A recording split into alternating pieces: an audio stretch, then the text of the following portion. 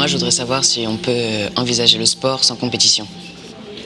Oui, ça paraît une idée étrange, étant donné la façon dont on pratique le sport actuellement dans nos pays.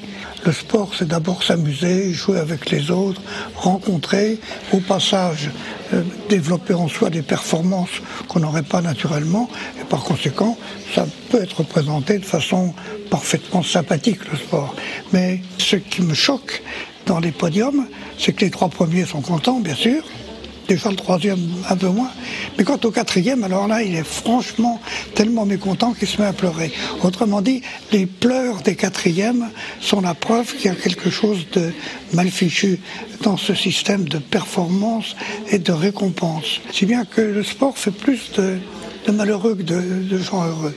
J'aimerais le sport, peut-être pas sans compétition vraiment, mais avec l'état d'esprit de l'émulation. Quand c'est un petit peu trop pour gagner, ça vaut pas la peine. Alors que l'important, c'est de se dire, est-ce qu'on a fait une belle partie? Est-ce qu'on a apporté quelque chose? Et du coup, de façon un peu provocatrice, j'avais proposé comme slogan, vive le sport, abat le score.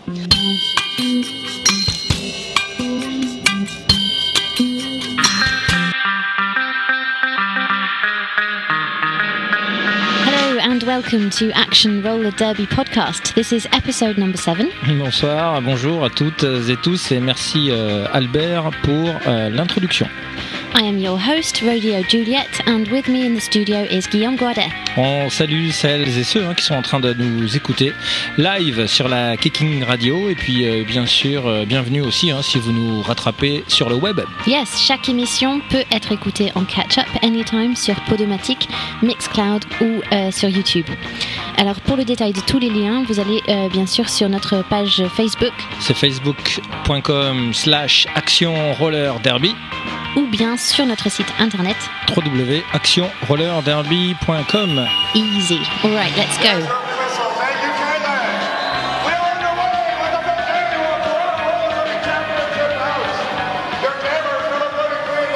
La Coupe du Monde de Roller Derby 2014 se tiendra à Dallas au mois de décembre. On en avait longuement parlé à l'époque des sélections, notamment avec Pierre Ardelier, le head coach de la Team France.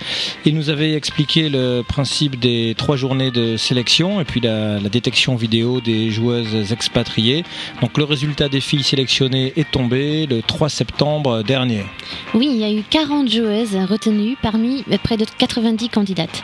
On imagine que ça a été difficile pour le staff Team France. Alors, est-ce qu'on va lire tous les noms, toute la liste maintenant, rien que pour le plaisir? Eh bien oui, on va le faire. Donc, par respect pour le travail accompli et par respect des joueuses, bien entendu. Hymne national, je vous prie.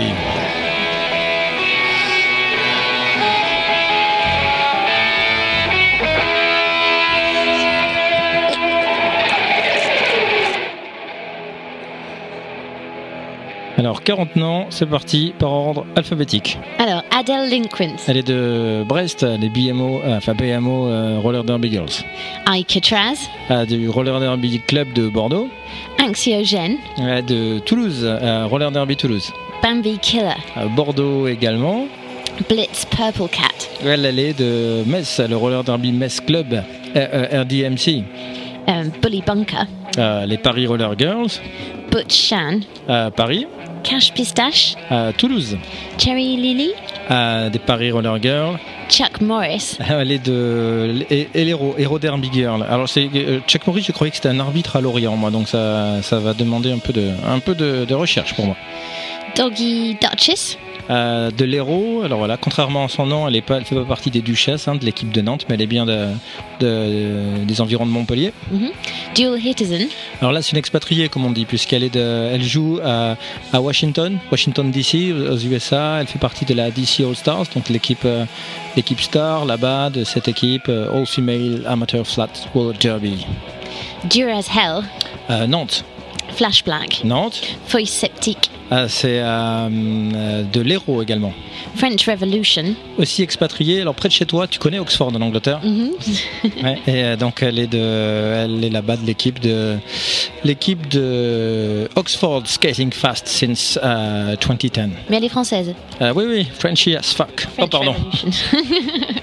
Gara Lagos. À Rennes. Hell Alagnac. Alors Hell Alagnac, elle est de Bordeaux et puis tu vas voir qu'on va en parler plus en avant dans l'émission. Hooligan. Paris Roller Girl. Joan Gett. À Paris. Carla Kasher. À Bordeaux, alors c'est elle qui avait diffusé sur internet la petite vidéo de Albert Jacquard qui m'a servi à caler une intro en début d'émission. Très bien, très bien. Cosmic Bruise. À Paris. Lizzie Ryder. Lors de Nantes, tu sais que tu te souviens qu'on avait reçu sur une émission entière ici. C'est ça. Martine Painkiller. Héros. Meryl Streep. Paris. Nasty Nurse. De Rennes. Nawak. À Bordeaux encore. Nina Backdraft. Toulouse. No pics, please. Expatrié encore, Montréal au Québec. Il y a 6 équipes qui jouent à Montréal. Elle fait partie de l'équipe qui s'appelle la Racaille. Je ne sais pas faire bien l'accent. La Racaille. Refais. Non, une prochaine fois, je m'entraînerai. Ollie Barvac. Elle est de Paris Roller Girl. Pepe Le Punch. Pepe Le Punch de London, mais pas le London que tu connais, London, au Canada, à Ontario, Canada. Pookie Balboa. Elle joue elle est française, hein, mais elle joue à Malmö, c'est l'équipe des Crime City Rollers et c'est dans le sud de la Suède. Rose Ian. À Paris. Roxy Batgirl. Paris. Sally Broyer. Paris. Sweeney Odd. À Toulouse. Tartagueule. Ça c'est Bordeaux. Tuéricultrice. Tuéricultrice, c'est un jeu de mots avec puéricultrice et une tuerie, a slaughter. Et elle est de Toulouse. Tuéricultrice, pardon. Vive la France. Alors, elle joue à Birmingham, en Royaume-Uni, et elle joue dans les Central City Roller Girls. And finally, Wild. Voilà, Wild, elle est de Bordeaux. Voilà, la lettre W qui suit qui clôt l'ordre alphabétique. Donc, ce qui veut dire qu'on a 40 joueuses, on l'a dit, il y en a 11 de Paris, hein, ça fait quasiment 30%. Bordeaux, 20% quasi, avec 7 joueuses, et puis quasiment 15% d'expatriés. Après, il y a Toulouse, hein, qui est bien représenté.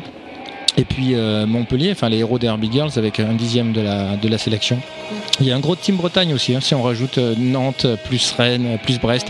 Puis il y a une fille de Metz. Voilà. Donc écoute, on va essayer d'interviewer ces gens-là. Je leur demande un peu nos impressions, donc on va essayer de les avoir dans un premier temps au moins au téléphone.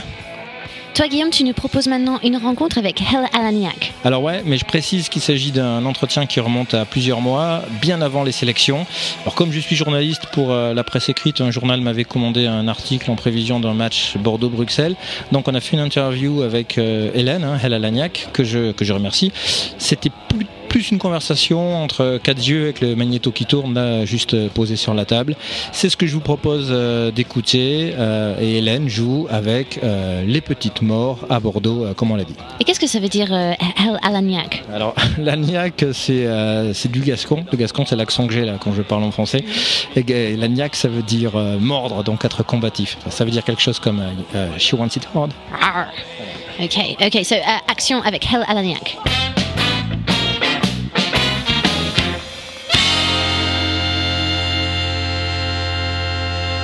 Well, you tried it just for once, found it alright for kicks. But now you find out that it's a habit that sticks, and you're an orgasm addict. You're an orgasm addict. Sneaking in the back door with dirty magazines. So your mother wants to know what all the stains on the jeans. And you're an orgasm addict. You're an orgasm addict.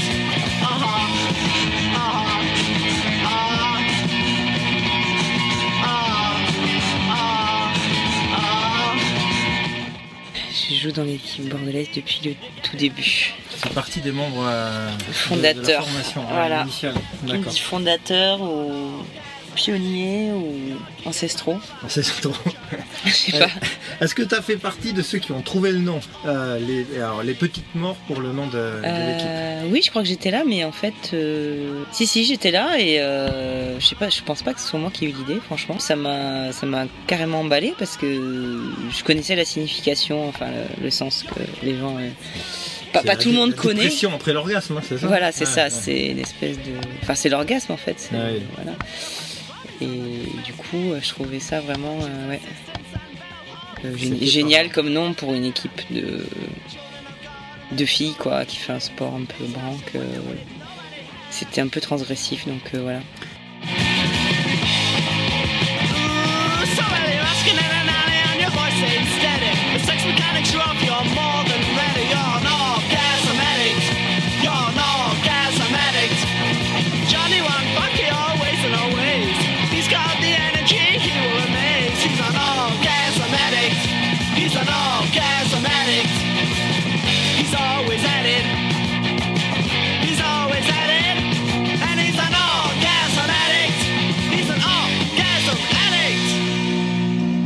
À Bordeaux, c'est parti d'un truc confidentiel, de genre une bande de potes, et puis un peu des potes, des punks, Des punks, t'as dit?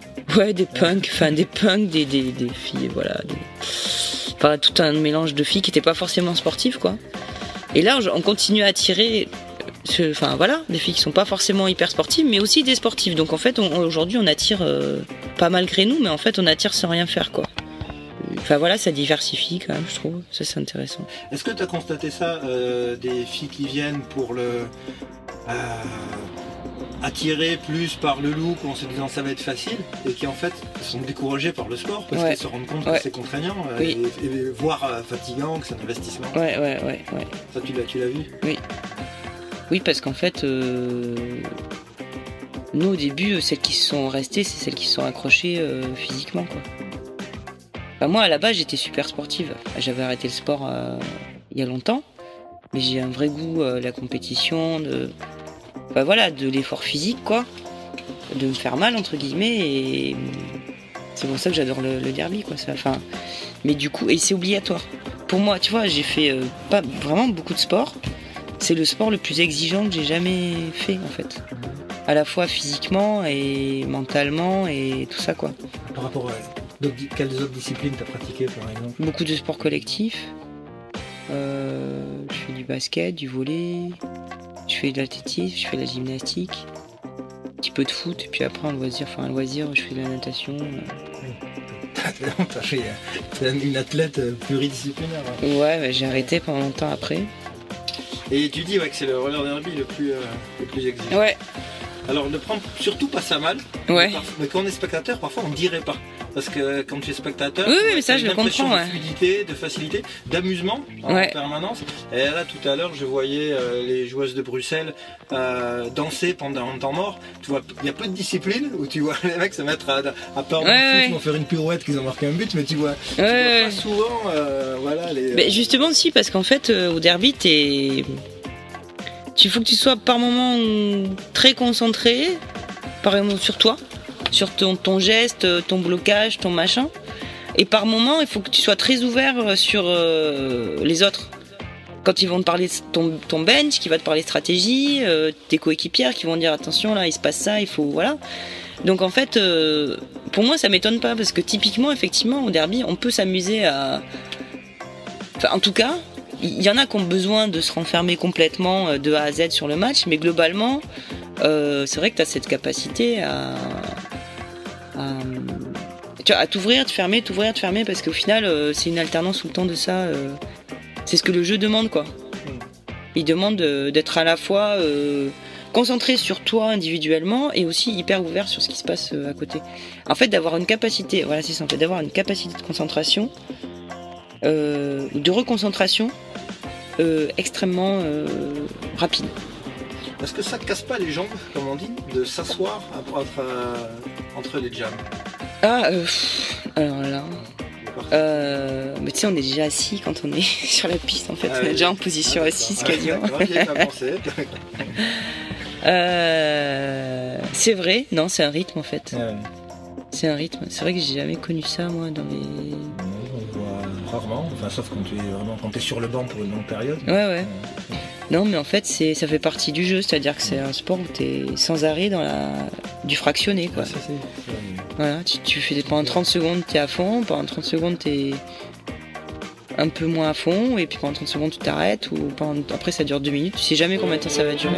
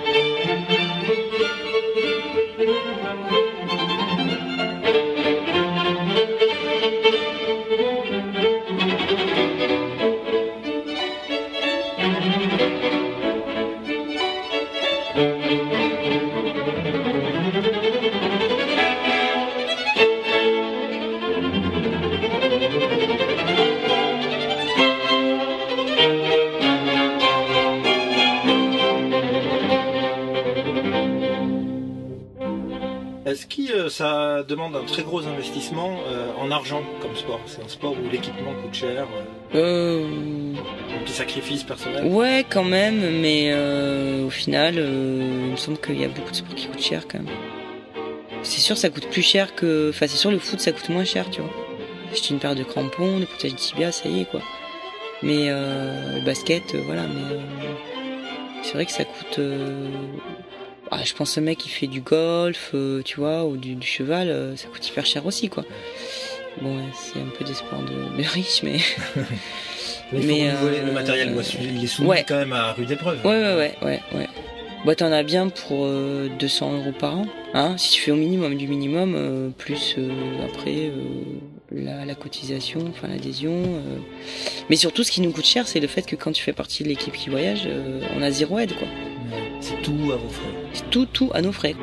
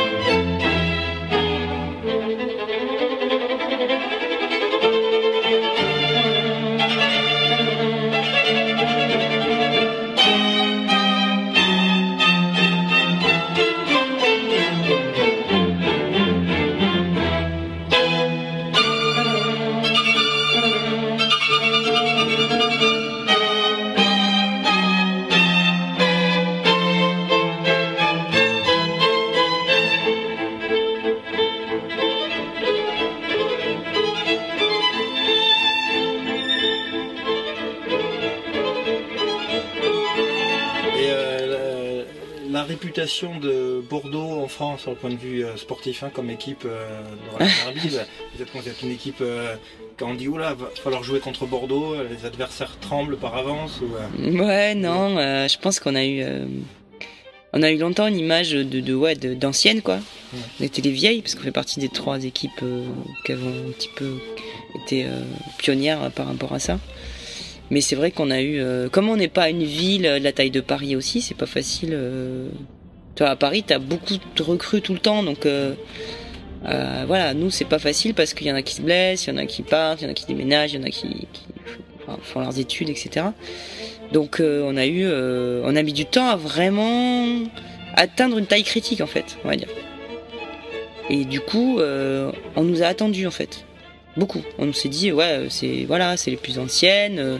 Du coup, nous, on était 4 à avoir fait partie de la Team France en plus. Donc, on nous a attendu au tournant, en fait. Et on a mis longtemps à arriver. Et là, aujourd'hui, on est vraiment en train de s'amuser, quoi. Avec, certes, des filles qui ont fait la Team France, mais aussi beaucoup... Enfin, faut pas résumer à ça, parce qu'en fait, je veux dire, souvent, il y en a que 2 sur les 4 qui jouent, ou 3, et au final, c'est pas ça qui fait une équipe, quoi. Donc du coup, moi je suis assez contente qu'on ait cet éventail d'ancienneté de niveau dans l'équipe, quoi. Alors tu as utilisé exactement l'expression que j'avais pour ma dernière question. Ouais. C'était l'esprit d'équipe. Et qu'est-ce qui fait l'esprit d'une équipe de roller derby? Alors pour moi, c'est vraiment ce qui fait que je joue au derby, en fait. C'est vraiment... pour ça, moi j'ai toujours fait des sports collectifs, enfin plutôt. Et c'est pour ça que je fais du derby et c'est pour ça que je suis complètement passionné par ça. Parce que pour moi, c'est vraiment le sport qui résume mieux le sport d'équipe. Parce que tu peux jouer avec des gabarits et des styles complètement différents. Mais à partir du moment où tu travailles sur la complémentarité, ce que t'attends d'une équipe, en fait, de la dépendance les uns des autres, t'es obligé d'être, en fait... La jammeuse, elle peut pas jouer toute seule, sinon elle se fait défoncer. Si t'es bloqueuse et que t'as pas de jammeuse, bah tu sers à rien. Donc en fait, si à partir du moment où t'es 4, tu commences vraiment à être efficace, tout ça. Donc en fait, pour moi le derby c'est l'expression, c'est la traduction même du sport d'équipe par excellence, quoi. En plus, comme c'est très rythmé, t'es mis sous pression. Donc le mental aussi, pour moi, est aussi a un intérêt en sport d'équipe, parce que t'es là pour te soutenir, t'es là pour montrer que t'es capable de te soutenir, et puis des fois tu craques, et si tu craques, ben tout le monde craque, donc c'est vraiment qui tout double à chaque fois, quoi. Moi je trouve... Donc voilà, c'était quoi la question déjà ?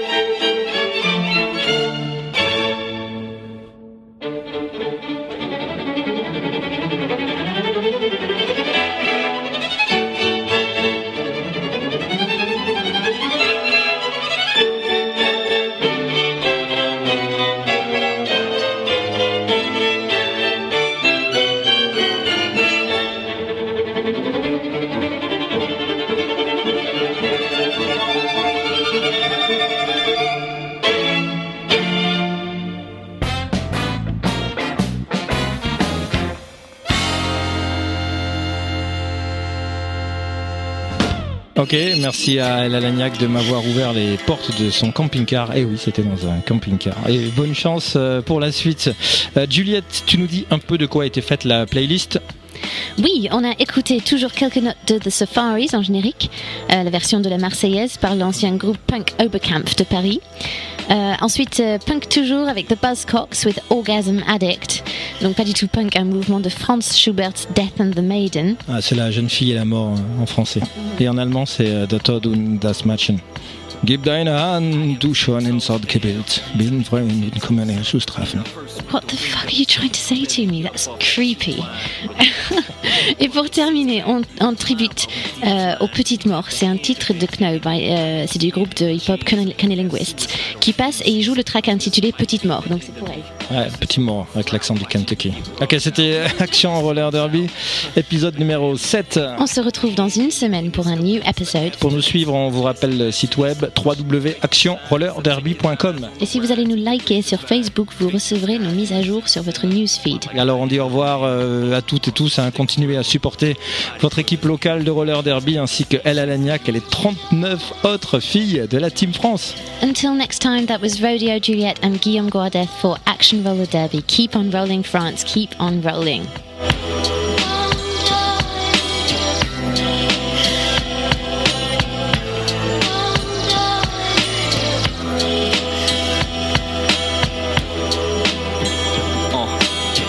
For an eye, so we're bound the same. The candle's lit, now you going down in flames. To rise like a phoenix, the sound remains. The rigor mortis sets in. Now I'm your best friend. My destiny's with Persephone, so it's only right you get the best of me, or what's left of me. Rest in peace to the lifeless. Closed casket, you don't want your fan to see you like this. Your body fights in a desperate act of self-preservation.